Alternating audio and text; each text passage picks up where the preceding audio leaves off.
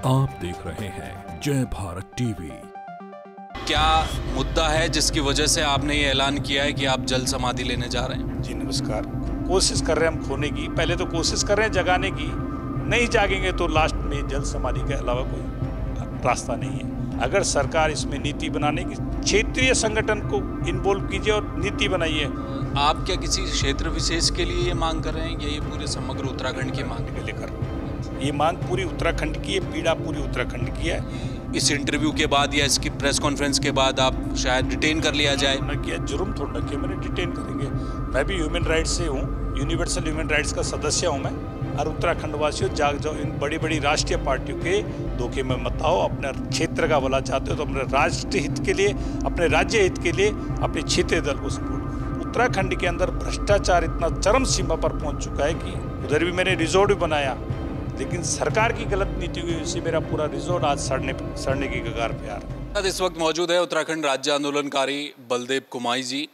एक घोषणा इन्होंने अभी की है जिसको लेकर उत्तराखंड शासन, प्रशासन, तमाम राजनीतिक गलियारों में हलचल है और ये घोषणा है कि ये बहुत जल्द जल समाधि लेने जा रहे हैं। मुद्दा क्या है, हम लोग बातचीत करेंगे।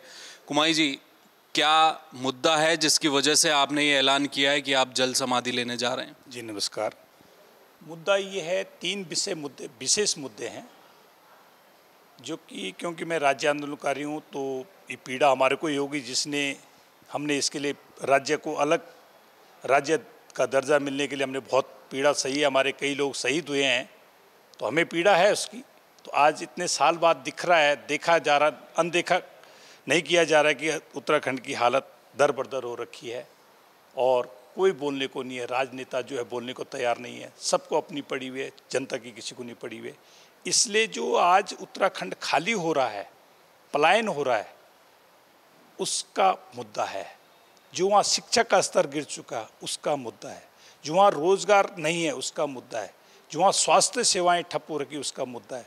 तो सरकार कर क्या रही है?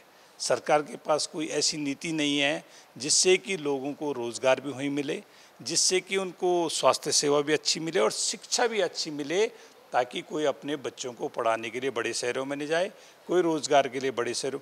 अगर किसी भी प्रवासी से आप पूछेंगे तो वो कोई भी प्रवासी जो है उत्तराखंड छोड़ के नहीं जाना चाहता। उसको अगर पर्याप्त रोज़गार मिल रहा हो, पर्याप्त जो है स्वास्थ्य शिक्षा भी सुविधाएं मिल रही हो, कोई भी अपनी देवभूमि छोड़ना नहीं चाहेगा, अपनी मातृभूमि, स्वर्ग जैसी भूमि को नहीं छोड़ना चाहेगा। इसलिए ये जल समाधि, क्योंकि कुछ पाने के लिए खोना पड़ता है और सरकार को इनको जगाने के लिए भी कुछ कोशिश कर रहे हैं हम खोने की। पहले तो कोशिश कर रहे हैं जगाने की, नहीं जागेंगे तो लास्ट में जल समाधि के अलावा कोई रास्ता नहीं है, यही आखिरी रास्ता है। आप कह रहे हैं कि जो पलायन लगातार बढ़ रहा है उसको रोकना चाहिए, शिक्षा की व्यवस्था होनी चाहिए, पहाड़ों में रोजगार की व्यवस्था होनी चाहिए। ये मुद्दे हैं जो पूरे नहीं हो पा रहे हैं, इसलिए आप जल समाधि लेंगे?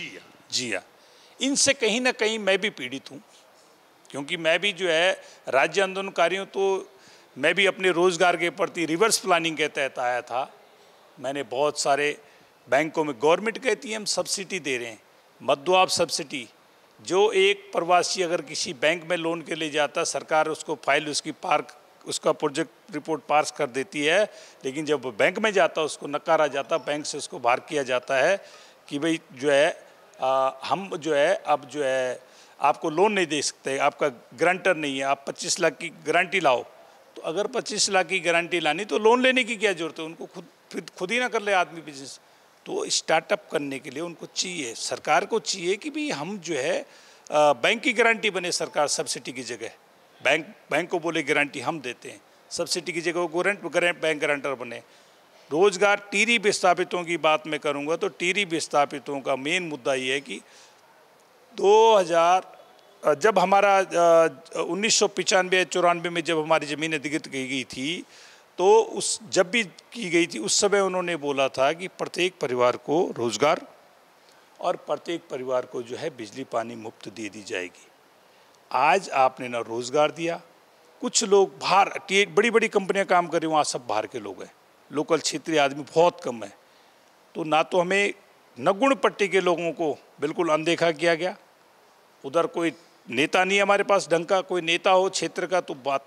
हमारे विधायक रहे हैं, उन्होंने भी अभी तक इतने सालों में कोई पर्यटन स्थल की बहुत बड़ी संभावना है, लेकिन उस पर कोई इम्प्लीमेंट। पर्यटन अगर आप रोजगार पे काम ध्यान देंगे तो बहुत संभावना है, पर्यटन पे ध्यान देंगे तो बहुत संभावना है। तभी संभावना जब आप करने की क्षमता रखेंगे। आपकी धरातल पे जो नीतियाँ निरात आपकी बेकार है नीतियाँ, आप नीतियों को बदलिए, नीतियों में आप लिमिट कीजिए, नीतियों में जो है सुधार करने की जरूरत है। इसका मतलब आपके पास वो नीतियाँ नहीं जिससे पलायन रुक सके। जब प्रवासी आए क्यों नहीं रोक पाए आप? अगर नीति आपकी सही तो क्यों नहीं रोका आपने कोरोना काल के जो प्रवासियों को वापस, क्यों नहीं उनको मजबूर होने दिया यहाँ रुकने के लिए? क्योंकि आपकी नीति नहीं थी। तो खोखले वादे, झूठे वादे और निराधार है इनका जो भी है, जो नीति बनाई गई है। इसलिए जो है अगर सरकार इसमें नीति बनाने की, क्षेत्रीय संगठन को इन्वॉल्व कीजिए और नीति बनाइए, क्या क्या होना चाहिए, क्या क्या रोजगार संभव है। टिहरी झील से जितना भी रोजगार अर्जित होना चाहिए वो विस्थापितों को कहीं ना कहीं उसमें दर्जा मिलना चाहिए, जैसे वहाँ से राजस्व सरकार को अर्जित होता है। मछली पकड़ने का ठेका वहाँ क्षेत्रीय लोगों को दिया जाए, ना कि बाहर के लोगों को दिया जाए। बोटिंग पॉइंट में हर 5 किलोमीटर में बोटिंग पॉइंट खोला जाए ताकि पर्यटन आते जाते लोगों को रोजगार मिले। ऐसी संभावना ढूंढे ना। अब हम ऐसी कोई संभावना ही नहीं बना, ऐसी कोई नीति नहीं बन रखी सरकार की। आप क्या किसी क्षेत्र विशेष के लिए ये मांग कर रहे हैं या ये पूरे समग्र उत्तराखंड की मांग के लिए कर रहा हूँ? अच्छा। ये मांग पूरी उत्तराखंड की, ये पीड़ा पूरी उत्तराखंड की है। ये एक बात मुझे समझ में नहीं आ रही है। पलायन का एक मुद्दा बहुत विशाल मुद्दा है, उससे शिक्षा भी जुड़ती है, उससे रोजगार, उससे स्वास्थ्य भी जुड़ता है, रोजगार भी जुड़ता है। क्योंकि पलायन आयोग का जो आंकड़ा है, यहाँ तो आयोग बना दिया सरकार ने, क्योंकि आप जो कह रहे हैं उस एक आयोग भी बना दिया गया कई साल पहले। उस आयोग ने क्या किया वो अभी तक समझ में नहीं आया। हाँ, सरकार जवाब देगी। लेकिन मेरा सवाल ये है कि ये एक बहुत समग्र, एक विशाल मुद्दे को लेकर आप जल समाधि लेने की बात कर रहे हैं, अपने जीवन को संकट में डालने की बात कर रहे हैं, तो आपको लगता है कि सरकार के लोग आप तक पहुँचे, बातचीत करेंगे, प्रशासन वाले, हो सकता है आपको डिटेन भी कर लिया जाए इस इंटरव्यू के बाद या इसकी प्रेस कॉन्फ्रेंस के बाद, आप शायद डिटेन कर लिया जाए? जुर्म थोड़ा ना किया मैंने, डिटेन करेंगे। मैं भी ह्यूमन राइट्स से हूँ, यूनिवर्सल ह्यूमन राइट्स का सदस्य हूँ मैं जानता हूँ कौन सी धाराएं कब लगनी है। डिटेन करेंगे, कोशिश करेंगे ज़रूर। और रही बात अपनी जो है जीवन समाप्त करने का, ये है कि हमारे उस समय आंदोलनकारियों ने तो अपना जीवन समाप्त किया था, तब ये राज्य मिला था। तो अगर मेरे एक के जीवन से प्रदेश में ये सब चीज़ें बहाल होती है और प्रदेश के जनता जानती है कि इस चीज़ के लिए अगले ने करा है, और अगर वो आवाज़ उठाना चाहती है तो उनको एकमुठ होना पड़ेगा, अभी नहीं तो कभी नहीं। राज्य आंदोलनकारी मेरा एक और सवाल है। आप तो उत्तराखंड की लड़ाई भी आपने लड़ी है। एक तो हमारे पास उत्तराखंड क्रांति दल है जिसने अपना झंडा उठाकर वो भी चला था, उसमें भी बहुत सारे राज्य आंदोलनकारी हैं और हमें मिलते भी हैं। कभी कभी हमें दुख भी इस बात का होता है कि राज्य आंदोलनकारी हमेशा से अंतिम पंक्ति में उनको धकेलने की कोशिश की। अभी मुख्यमंत्री आवास में जो घटना हुई है कुछ दिनों पहले, वो आपको भी पता चला होगा, वो क्षतिज आरक्षण को लेकर मिलने जा रहे थे। ये क्यों इतना दर्द उठ गया? ये 20-24 सालों में ऐसा क्या हो गया कि राज्य आंदोलनकारी, मुझे आज तक कोई राज्य आंदोलनकारी नहीं मिला जिसने कहा होगा कि साहब हमने राज्य बनाया और हमें एक अच्छा राज्य मिला है, हम कोशिश करेंगे, धीरे धीरे हम प्रगति करेंगे। क्यों इतना निराशा में है राज्य आंदोलनकारी? क्योंकि देखिए, जब हम कहीं फसल बोते हैं किसी खेत में, अगर वहाँ मेहनत करी हो जिसने, उसको दर्द होगा। जिसने बोया होगा बीज, जिसने मेहनत करी होगी, जिसके खेत उजड़ेंगे, जिसने फसल बोई होगी और फसल नहीं होगी और वो लगातार प्रयास कर रहा है। लेकिन हमने वो खेत बोए थे, हम उनमें से हैं जो खेत बोने वाले, तो उन राज्य आंदोलनकारियों में से जो शहीद हुए, तो हम शहीद होने में से कोई डर नहीं है, मेरे को कोई घबराहट नहीं, निश्चिंत हो गया। मैं तो परमात्मा का ध्यान करते हुए कोई बात नहीं। लेकिन मैं एक मैसेज छोड़ के जा रहा हूँ लोगों को। मैंने कईयों को अपना मनोबल तोड़ते हुए देखा, उन्होंने आत्महत्या कर दी जाके सीधा। नहीं, आप आत्महत्या कर ऐसा नहीं करो, मरना एक बार है, बार बार नहीं मरना है। ऐसा करो कि इन लोगों को भी थोड़ा पता चले कि हमारा कोई तो पूछेगा, क्या सारी जनता सुस्त और सोई रहेगी? और उत्तराखंड वासियों जाग जाओ, इन बड़ी बड़ी राष्ट्रीय पार्टियों के धोखे में मत आओ। अपने क्षेत्र का भला चाहते हो तो अपने राष्ट्र हित के लिए, अपने राज्य हित के लिए अपने क्षेत्रीय दल को सपोर्ट करो। चाहे 4 दल खड़े होंगे, लेकिन होंगे तो उत्तराखंड के, सोचेंगे तो उत्तराखंड के बारे में, करेंगे तो उत्तराखंड के बारे में, रोएंगे तो उत्तराखंड के बारे में। रिमोट कंट्रोल दिल्ली नहीं होगा, दिल्ली कंट्रोल हरियाणा से कोई यहाँ पे आके हमारे ऊपर वो नहीं करेगा, बिहार से कोई आके यहाँ पे हमारे पे पहरेदारी नहीं करेगा। तो हम कम से कम अपने बारे में सोचेंगे, तो अपने राज्य के बारे में सोचेंगे तो सही।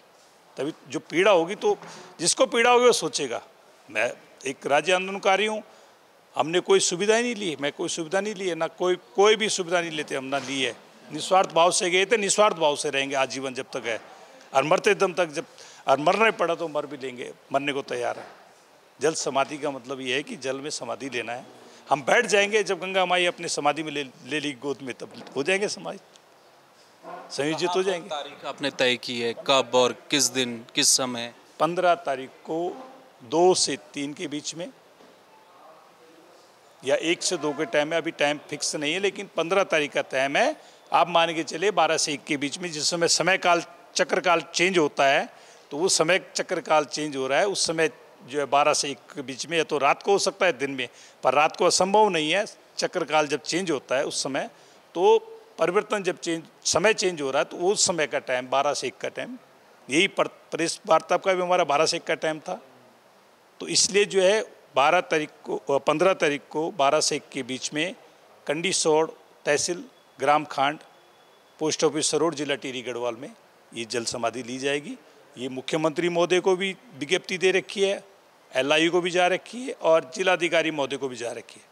इसमें उत्तराखंड के अंदर भ्रष्टाचार इतना चरम सीमा पर पहुंच चुका है कि अगर किसी को बताए, मैं तो सब चीज़ों से, मेरे पास सब चीज़ के जो मैंने बोला उन चीज़ का मेरे पास प्रमाण भी है, और इम्प्लीमेंट कैसा होगा वो भी मेरे पास आइडिया है। क्योंकि मैं इंटरनेशनल टूरिज्म का काम कर रहा है, मेरी दिल्ली में रहा हूँ, मैं दिल्ली में रहता हूँ, उधर भी मैंने रिजॉर्ट भी बनाया, लेकिन सरकार की गलत नीति की वजह से मेरा पूरा रिजॉर्ट आज सड़ने की कगार पे आ रहा है।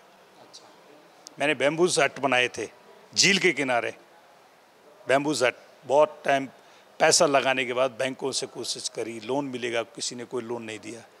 तो इसलिए मैं भी कहीं नहीं, चलो मैंने तो अपने आप को धीरे धीरे स्ट्रगल कर रहा हूँ, और कई काम करते हैं हम, पर्सनल काम कई हमारे। टिहरी का जो पर्यटन जो बनाया था वो क्या ख़त्म हो चुका है क्या वहाँ पर कुछ? क्योंकि वो जिस सपने को लेकर बनाया गया टिहरी डैम, और वो जो वाटर स्पोर्ट्स और ये, वो क्या स्थिति है वहाँ? वो सब दिखा हुआ है। अभी पिछले 3 साल से 4 साल से आप सुन रहे होंगे रिंग रोड बनेगा, इतना पैसा DPR चला गया, इतना पैसा, ये सब खोखले वादे। इसको इम्प्लीमेंट करो, कब करोगे? और बनेगा रिंग रोड, वो कैसे रिंग रोड दे रहे हो? झील के किनारे किनारे रिंग रोड, वो उसको नेशनल हाईवे पे मोड़ दे रहे हैं, उसको ज्वाइंट करने। रिंग रोड का मतलब झील के किनारे किनारे चारों तरफ एक पर्यटन स्थल, ताकि कोई घूमने फिरने आए तो आसानी से। वो हाईवे पे NH पे जोड़ रहे हैं उसको, तो रिंग रोड नहीं हो गया। उन ग्रामीणों के बारे में सोचें जिनकी आपने ज़मीन अधिग्रहित गुमराह करके ज़मीन ली गई। आज उनको रोज़गार की व्यवस्था दो, बिजली पानी की व्यवस्था दो, और जो बाहर अन्य राज्य में कोई भी बांट रहा, कोई भी सरकार बांट रही, किसी भी लोग फ्री की चीज़ मत दो। फ्री से आदमी को निकम्मा बनाया जा रहा है।